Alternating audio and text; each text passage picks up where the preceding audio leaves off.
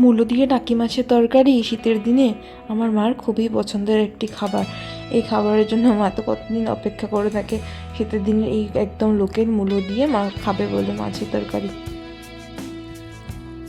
তো মা এই যে টাকি মাছগুলোকে নুন দিয়ে মাখিয়ে নিয়েছে ফার্স্টে, তাতে করে মাছগুলো মানে অত লাফালাফি ছোটাছুটি করে না, মা বলে মানে বেহুশের মতো আর কি হয়ে থাকে। তো নুন দিয়ে মা এরকম করে না যাতে মাছ কাটতে সুবিধা হয়, না তো মাছগুলো কাটা যায় না অত সহজে। এখানে মা টাকি মাছের ভাজা বসিয়েছে। আজকে মা বানাচ্ছে টাকি মাছের ঝোল। কি দিয়ে বানাচ্ছে ঝোল? এই মূলো আছে, এখানে মূলো দিয়ে টাকি মাছের ঝোল বানাচ্ছে। আর ওদিকে কাতলা মাছ দেখা যাচ্ছে। আর এখানে ইনি পেঁয়াজ নিয়ে বসেছেন। আর এদিকে হচ্ছে কাতলা মাছের ভাজা। কাতলা মাছ না, টাকি মাছের ভাজা।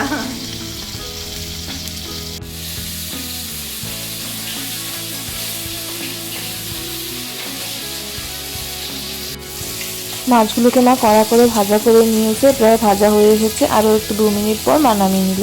এখানে বোধহয় মাছ ভাজা হয়ে গেছে। মা এবার মাছ ভাজাগুলো তুলে নিচ্ছে। এবার এবার কি করবেন? মূলো ভাজবে না মশলা দেবেন? এবার মশলা দিয়ে বানাবেন। আর এখানে মশলা নেওয়া হয়ে গেছে। এখানে কড়াইতে আগে তেল দিয়ে দিচ্ছে,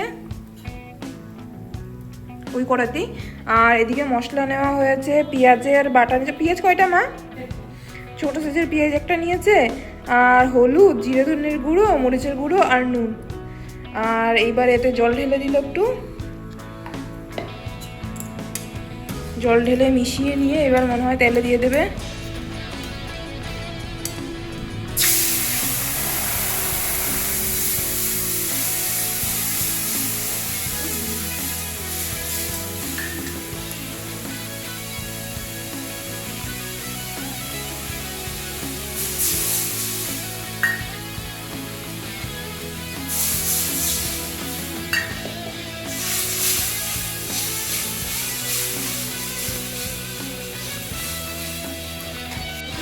মা আমায় বললো তুই নাড়তে থাক, দেখতে থাক। মা ওদিকে অন্য কাজ করছে।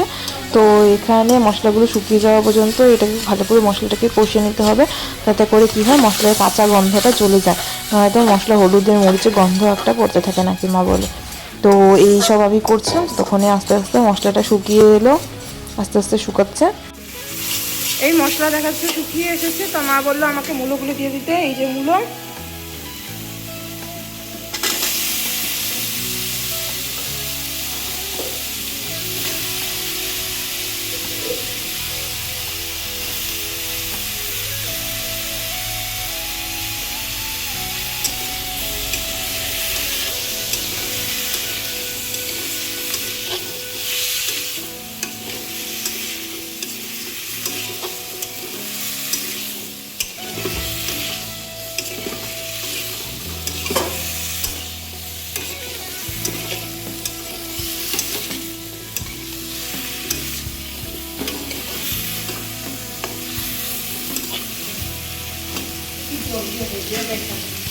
মা বললো এখানে একটু জল দিয়ে ঢেকে দেবে। একটুখানি জল দিয়ে দিল।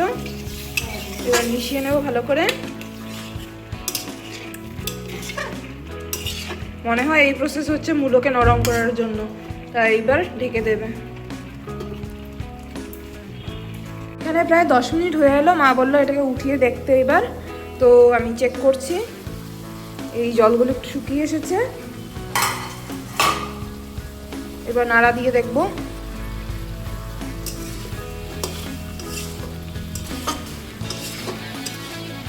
প্রায় অনেকটা জল আছে, জলগুলো এবার শুকিয়ে নেব। এই যে দেখা যাচ্ছে জলগুলো ক্রমে শুকিয়ে গেছে। নাড়তে ছিলাম আমি, নাড়তে নাড়তে জলগুলো শুকিয়ে গেছে। তা এবার বললো যে ধনিয়া পাতাগুলিকে দিয়ে দিতে। ধনিয়া পাতা দিয়ে দেবো। আর কিছুটা রেখে দিয়েছি লাস্টে দেওয়ার জন্য। তারপর কি করব? কাকে দেব? ধনিয়া পাতা দিয়ে দিয়েছি।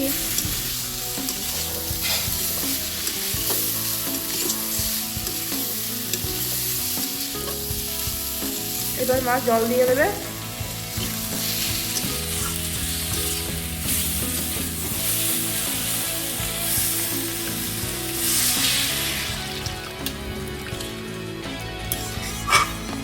এখানে জল দিয়ে ঠল হয়ে গেছে, পুকুর হয়ে গেছে। এবার এর মধ্যে বললো সাঁতার কাটবে। কখন লাগবে রে? একটু করে মানে জলগুলো শুকিয়ে যাবে, পুকুরের জল শুকানোর পরে মাছগুলো সাঁতার কাটতে নামবে। আরও 8-10 মিনিট পর্যন্ত উতলে মানে বয়েল করার পর একটু জলটা শুকিয়ে গেলে এখন মাছগুলোকে ছেড়ে দেবো। মানে মাছগুলো আমাদের পুকুরে যাওয়ার জন্য রেডি একদম। এবার ওরা পুকুরে সাঁতার কাটবে। তো মাছগুলোকে ছেড়ে দিলাম আমি, মা বললো দিয়ে দে। তো মাছগুলো দিয়ে ভালো করে 2-4 বার নেড়ে দিলাম। তারপর আরও কিছুক্ষণ 5-7 মিনিটের জন্য আরও বয়েল করবো, জলটা শুকিয়ে যাবে। জল শুকালে ঝোলটা একটু ঘন হয়ে যাবে, ততক্ষণ পর্যন্ত। এই যে মা এলো, এসে চেক করছে, আমি মাছ দিয়ে দিয়েছিলাম। তো এখানে এবার নুন টেস্ট চলছে।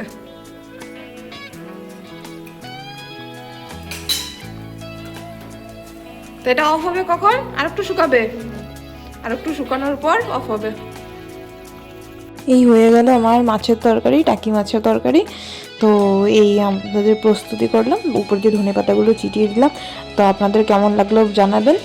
যদি রান্নাটা পছন্দ হয় লাইক শেয়ার সাবস্ক্রাইব করে দেবেন, আর পাশে থাকবেন, কমেন্ট করে জানাবেন নেক্সট কিসের রেসিপি চাই। মায়ের কাছ থেকে আবার নতুন করে জিনিস একটা শিখে নেবেন। ধন্যবাদ।